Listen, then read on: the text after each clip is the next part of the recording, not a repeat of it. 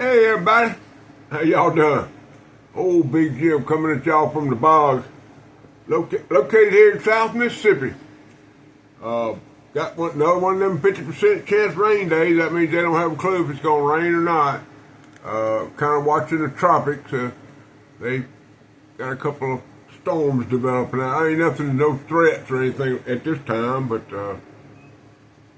y'all, when you live down here, you got to keep your eyes on what's going on. I hope everybody's having a good Monday. Today is Modified Monday.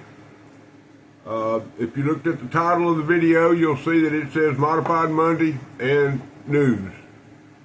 So I got three things we're going to talk about today on the Modified Monday. Got my required cheat sheet over here, so I kind of stay on track, don't get off too far into the weeds. But anyway, Modified Monday, y'all know it's a hashtag I do pretty regular. I started doing it because of a gentleman named Aaron Williams. I don't have any more superlatives. There's nothing else I can say about the man. He's an artist, a father, a good man, and a friend. So we'll just go ahead and get into the Modified Monday. What y'all think? Okay. Well, of course, if you know me at all, I'm kind of back on my regular schedule now, and that's I usually get up, me and Milo get a cup of coffee, and we'll sit in there and wait for HT up there in El Dorado to drop his video, watch it, see what he's got going on, and then I kind of plan my video for the day, which I had had a couple of knives, and one of them that he's already done a preview. I mean, already seen. I showed it to him in a private message, and so it is what it is. But this morning, his video was about a subject that I did a video on yesterday, and also Bubba up there, Brother Brian up there, my nephew up there, and Bubba's EDC did on. And I don't have anything to add to what Brother Harold said today. Everything he said was accurate, was precise, and very on point. Now, he kind of carries on about how we flat building, ain't we? He kind of carries on about how he does it in his old country way. Well, that's kind of me too. I just, I get in there where I fit in there. But I just wanted to make a couple of points about how, when I do it, which I didn't cover everything in the video yesterday, but I had a little tragedy coming in here to get ready for this. I brought my Dremel tool, which I have two or three. I have one that hangs in my shop, and it's got the flexible cord. It hangs up on the wall, and it's got a cord that runs down, and it's got more or less a handheld to where you can do a little more precise work and stuff. Doesn't make it any more easier. It just makes it a little bit more convenient to have something that is not as bulky, because a Dremel tool is bulky. Now, this is cordless. One of them I picked up at Walmart in the closeout section. Didn't have a battery, but I got it for $6, and went and bought a $12 battery, and then I had to, they got me, on the other end. I bought a charger. Of course, that charger and that battery fits two or three different tools that I have. So it was kind of we kind of all worked out, I guess, over the long run. But I ain't got much in that tool. But one of the things Brother Harold was talking about, how he had his burr in there, and he was burring the tang on a knife. And it just so happens that the knife he did is the latest one that I did is the exact same knife. Now, mine's in carbon steel. I'm pretty sure his probably in carbon steel, because he mentioned carbon steel several times. But once you get the mod in there, I mean, it's a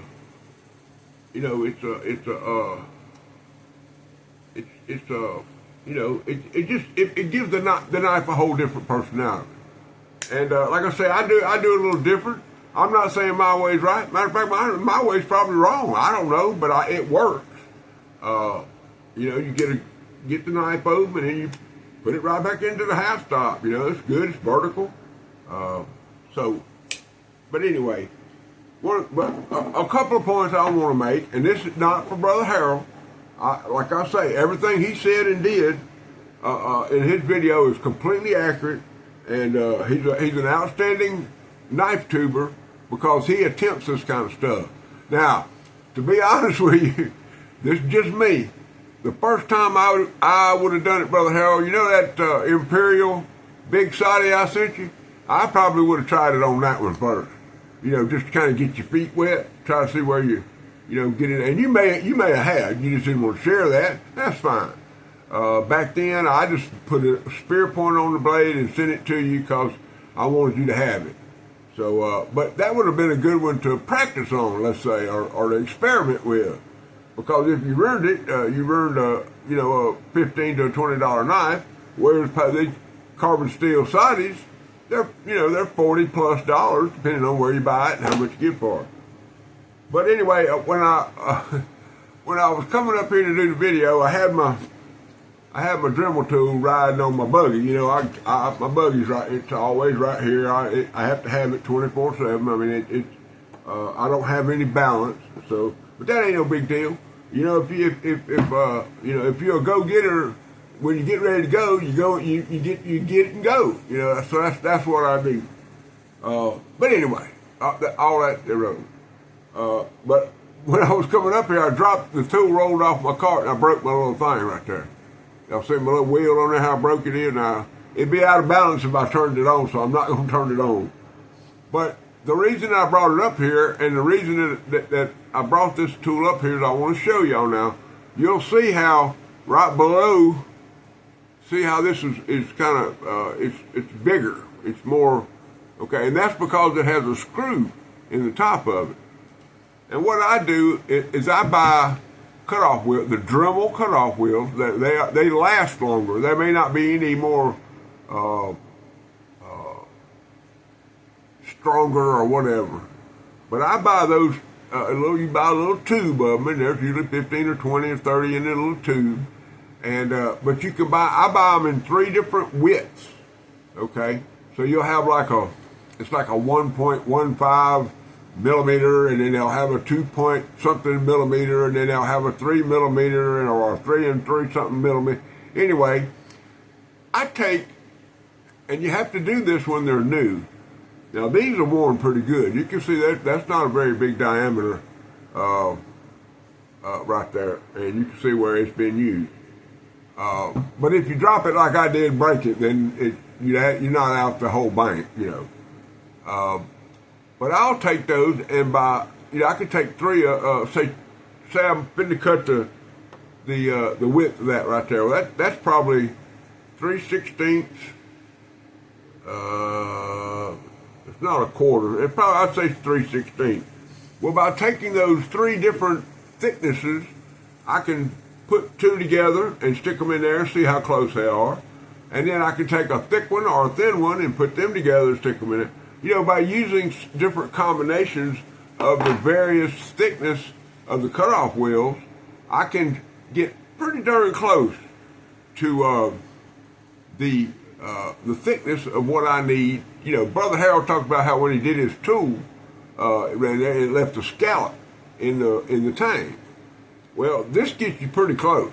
And then you can take the little files, which I probably should have brought up here to show you. It's a little blue thing about this long, and it's got 6 or 7 files stuck in it. And they're not very long. They're probably 8 inches long.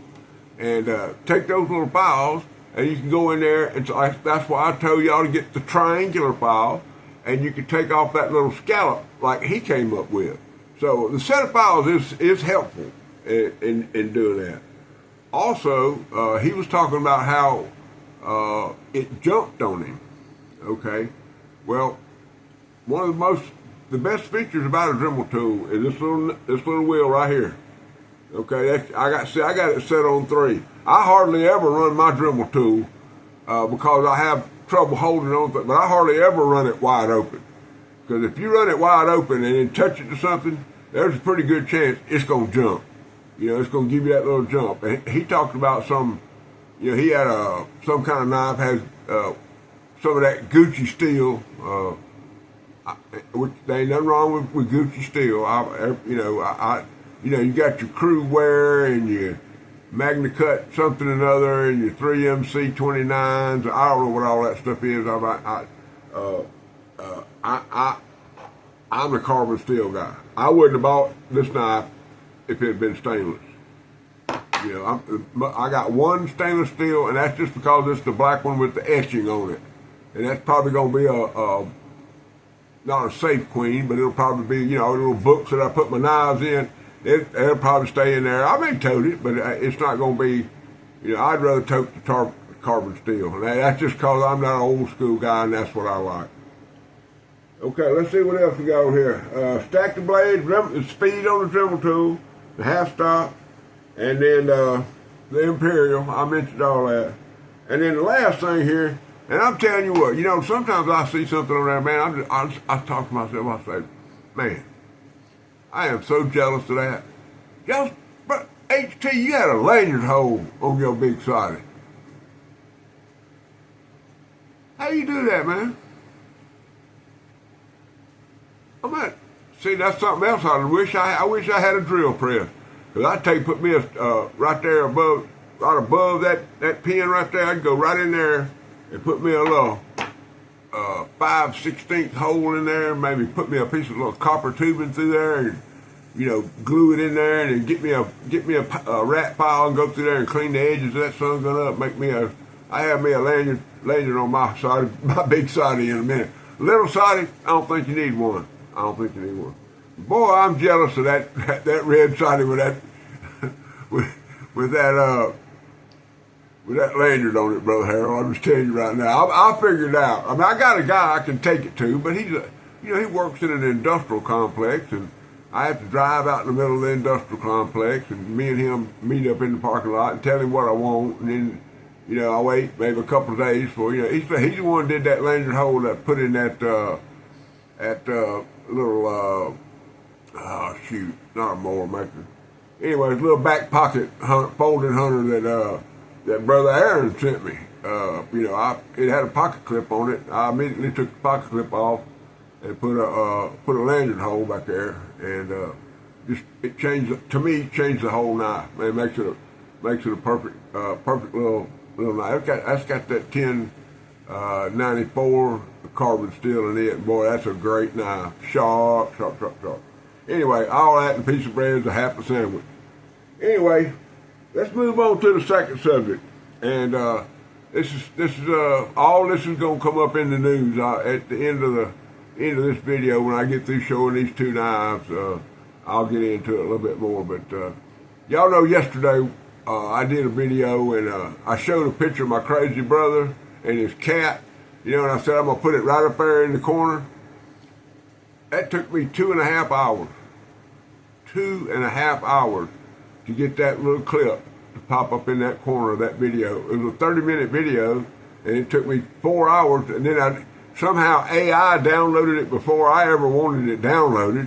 So I had 2 copies of the same video up. So then I had to delete one and deleted some comments and some likes. It was a mess, you know. Not that I didn't enjoy putting it in there. I thought it was cool as creek water, but anyway, it is what it is. But the fact that it took me 2.5 hours to do that is the point I'm trying to make to y'all. But anyway, I got 2 cutters for y'all today. Now I've got clips. I've been, and this is another thing that has to do with my time. I got clips of these 2 knives up here to show you. I normally would stop the video and I would go in there and download this clip and then add one of those clips in there, and then come back down here, record another clip, and then go back in there, drop another clip of the next knife I'm going to show y'all. So all that, you know, normally my Modified Monday videos take 4 or 5 hours to film and edit and just cause I don't know what the heck I'm doing. Okay, but anyway, I'm gonna show y'all these two knives. There ain't gonna be no clips. Y'all just gonna have to trust me. Okay, that's all I can tell you. Anyway, the first one coming in here, this one right here. This is a green. Let me get that. Let me get it in there. It'll fit in there. This is a green Remington. And I thought it was going to be bone, but it's Delrin. And this knife was in bad shape, y'all. Still in bad shape. Another reason, time. Okay, but has a point. You can see somebody used one of them pull-through sharpeners on it. Now I got it sharp, but I haven't worked out that swell in there, and that may bother some people, but it don't bother me. But y'all can see all the oil spots on there. It's clean. I got oil on the tang stamp. That's just because this knife needs to stay oiled. See if I can get it. Y'all might can see this tang stamp, but okay, that's the circular Remington stamp with block letters across the middle, and it says made on one side and in the USA on the other side.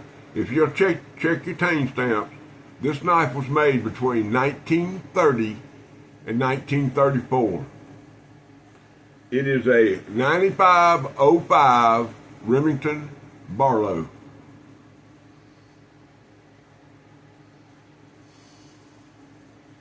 This is the second oldest Remington, the second oldest Barlow I have. I got that Russell Barlow that's been pretty heavily modified, but this is probably the second oldest Barlow I own now, and you know, it is what it is. But I want y'all to look. Old Big Jim ain't got to cut no half stops in that one. Well, it's old now. I mean, it's an old knife. I mean, it's not a. It's the best thing about it is I can use it, you know, and it's beautiful, man. It's just a beautiful pocket knife. I don't know if the camera can do this thing justice, but that thing is just one pretty knife right there. Okay, there's not any way to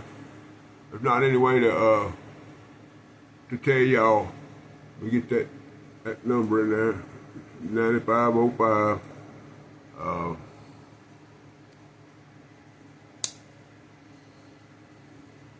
And then a little pin blade. Of course, like I say, this sun gun's been used. Got a lot of oil. Still got a lot of oil in it. But see, I didn't clean this up near as clean as I normally get them because I ran out of time. But I wanted to share this with y'all. But good carbon steel. It's an excellent Barlow. In the world, in Big Jim's world, it don't get much better than this. Got the back spring, got that good pawpaw tiner. I got it all polished up and bolstered on. You know, you can see the use on these now. What that is right there. That might be a little corrosion, but you know, that's, you know, knife, it's all that don't matter. A little corrosion just gives it character. But anyway, y'all, I am so proud to have this knife. Big shout out to Brother Seth. I think he was perusing whatnot one night and just popped up, and it was in bad shape. It was in real bad shape.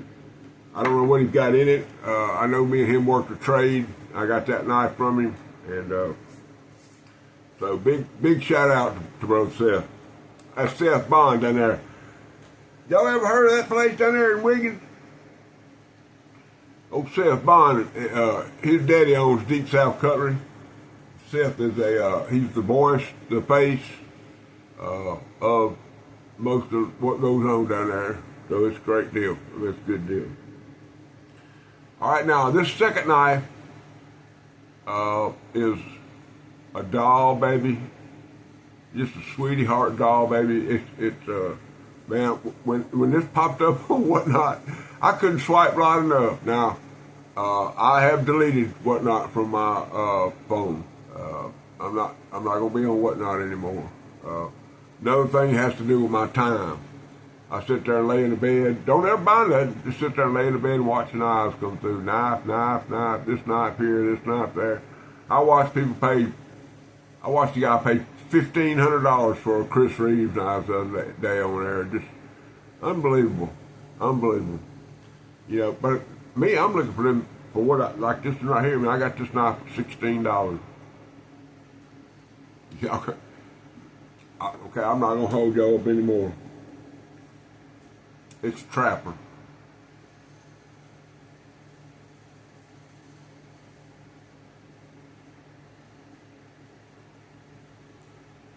All right. Now I got a printout back there. I printed out 6 pages. The only thing I could find about this knife anywhere, there's none for sale. There's none on Whatnot. There's none on Etsy. If there's any out there, I can't find them. Okay. So I don't know. I took a picture of it, and every major knife manufacturer that I can think of has this pattern in their.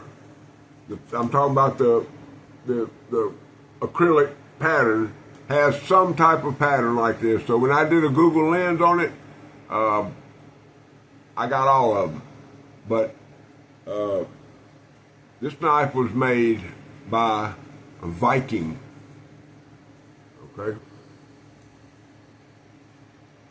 The Viking manufacturer, there were 4 or 5 knife companies, K-Bar, Colonial, I can't remember the other 2. Like I said, I got all the information downloaded in the office, and I left it in there because I ain't got enough time to be dealing, going with all that. I mean, y'all gonna have to believe me. But let's see, I'm gonna have to. You'll look at the tang stamp. I don't know how good it's. Okay, I got to prop myself up here so I don't. Okay, there is a diamond. Come on, focus. There is a diamond right there, and in the middle of that diamond it says Viking. Now on this other side right over here, if I can get that oil out of the way. On this side right here, it says EW. Okay, and on the other side it says New York. Okay, so the Viking Cutlery Company was in New York, New York, and these knives were made or commissioned by Ed Weinberg. Okay.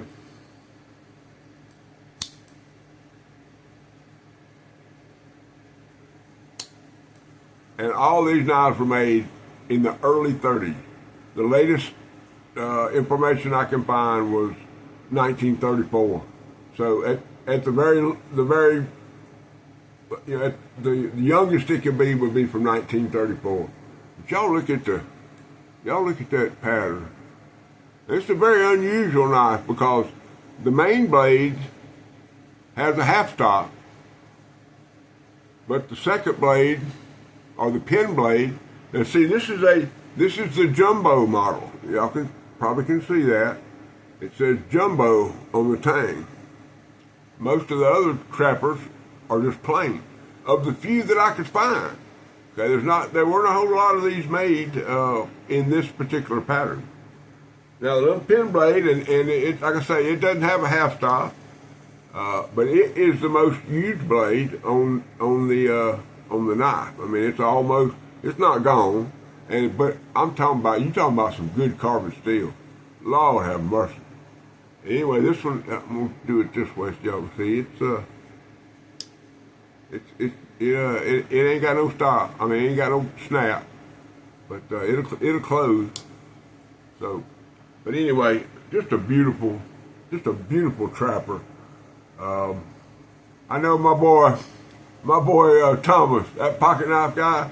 I can bet you he's gonna do something. He's gonna leave me a comment about this. I can promise you that. Now, most of these knives start gassing. The acrylic, if they're properly installed, they'll start turning white, and they release a gas. And if you ever find a knife in your collection that starts doing that, you need to get it away from the rest of your knives because that gas will eat up all the rest of them. and cause bad corrosion on all of it. You'll be going, what's going on with my knife? And all of them will be eaten up by one knife like this that starts turning. But I want y'all to look, okay, now, right here, I don't know if that's the primary pin or not, but you see these two little pins right below it? Those are below the surface. So those and they're on both ends. See them? Okay, and then the main pin is right there. So just an unusual knife all the way around. And this is the kind of stuff that just trips my trigger. And we're fixing to talk about tripping my trigger here in just a second.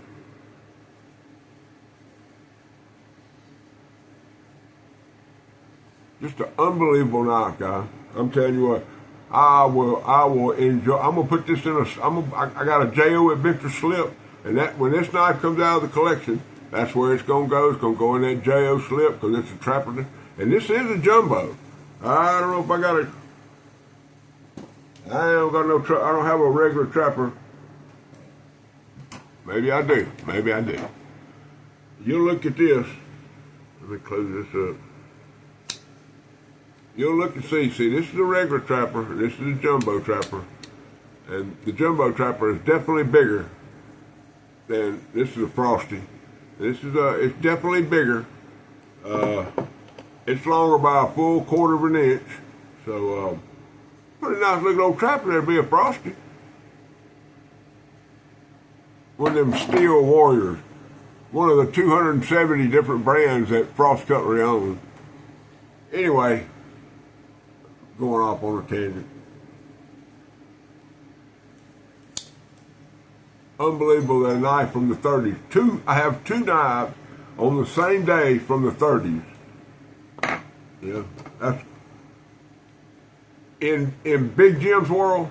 It don't get no better than that right there. When you hear there's a guy over there in Georgia. Y'all might have heard of him. And see if I can dig this out here. But you see, if you look right there on the bottom of his sticker, it says "Saving Lives of Old Knives." That's one of the things that got me out of my bed and got me back into my knives. That saying right there, giving life to old knives, because I knew I had some old knives, and I knew I needed to get them in shape and get them going, and so that's what got me out of bed. I was just a lump sitting in the bed waiting for the salvation, and so that's why I appreciate the knife community so much. That's why I love this knife community. But I I told y'all I had some news, and I got a couple things written down here on my pad. I'm gonna bring it over here where I can put it right in front of me to see you. And this is the news I was telling y'all about. My knife journey. My knife journey has been great, y'all. I've had it's a wonderful thing. I've been accepted. I feel like I have a purpose, and I feel things are really, really good, and it's great. Okay, I'm getting a little choked up, but I tried to do this a couple of months ago, and I did it, and I succumbed to peer pressure. Those of y'all in the drug world know what drug pressure are in recovery. Y'all know what peer pressure is. And I jumped right back into where I was at doing video every day, trying to keep up with the Joneses. Okay, that's one of my father's favorite sayings. Every time I would say, "Well, look, Buck, Buck over there's got a brand new car, and I need one." He said, "Well, son, you don't need to try to keep up with the Joneses." And I knew immediately what he meant. Don't matter what they doing. You need to do what you do. Okay? So, I'm trying to keep up with the Joneses. And it's wearing on me. It's wearing on me hard. And it's not good. So, I've been running around here, and here's another saying from my daddy.